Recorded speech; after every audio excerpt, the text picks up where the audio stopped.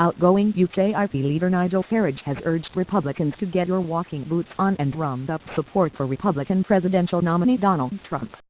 He appeared before 15,000 activists in Jackson, Mississippi, being introduced by and sharing the stage with Mr. Trump. And he said the party could beat the pollsters in the presidential race. Mr. Trump, who is trailing his rival Hillary Clinton in the opinion polls, backed the UK's exit from the EU. In a tweet last week, Mr. Trump said, "They will soon be calling me Mr. Brexit." Mr. Trump introduced Mr. Farage as the man who brilliantly led the UK Independent Party's campaign to secure a vote on the future of the UK's 40-year membership of the European Union. Mr. Farage began his address by saying he had a message of hope and optimism for the Republican Party.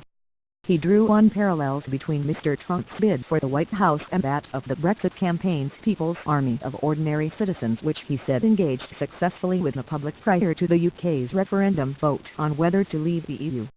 He told those gathered, "If you want change in this country, you better get your walking boots on. You better get out there campaigning. And remember, anything is possible if enough decent people are prepared to stand up against the establishment." Mr. Farage also said the Republican campaign represented a fantastic opportunity. He added, "You can beat the pollsters, you can beat the commentators, you can beat Washington." Mr. Farage, who attended the Republican convention in Cleveland last month, had previously said he would not fall into the trap of personally endorsing Mr. Trump in his quest to reach the White House.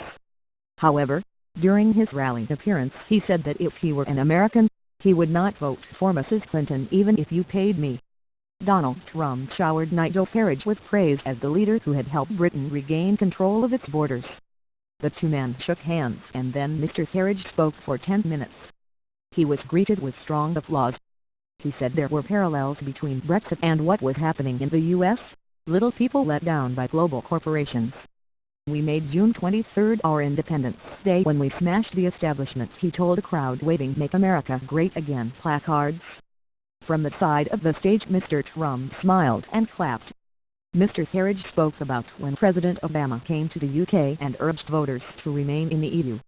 "He talked down to us," he said. "He treated us as nothing." Mr. Farage said, "I can't possibly tell you how you should vote," but added he would not vote for Hillary Clinton if you paid me. It was not an endorsement, but it came close. The UKIP leader earlier told local radio in the state that the similarities between Brexit and the US election were uncanny. Speaking on Supertalk Radio in the US state, Mr. Farage said he had been part of a political revolution in the UK and there were the makings of a similar movement in the US. He compared the federal government in Washington, D.C. to the European Commission, saying many people felt it had become its own country and claimed the Democrat nominee, Hillary Clinton, epitomized the status quo.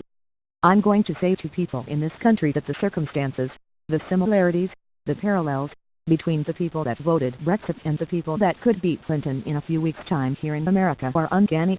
He suggested it did not matter that the political establishment, including many top Republicans, were shunning Mr. Trump's campaign, because millions of people never voted for the Bushes, who never voted for the Clintons, who haven't voted for anybody, but who may, if they think in this presidential election they can actually change their lives and their communities, and that's the audience that matters.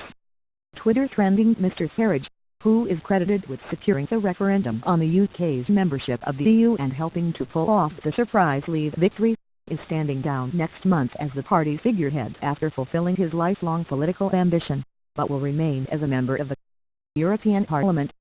UKIP donor and strategist Aaron Banks, who is traveling with Mr. Farage, suggested on social media that he would be having dinner with Mr. Trump and was looking forward to their rally.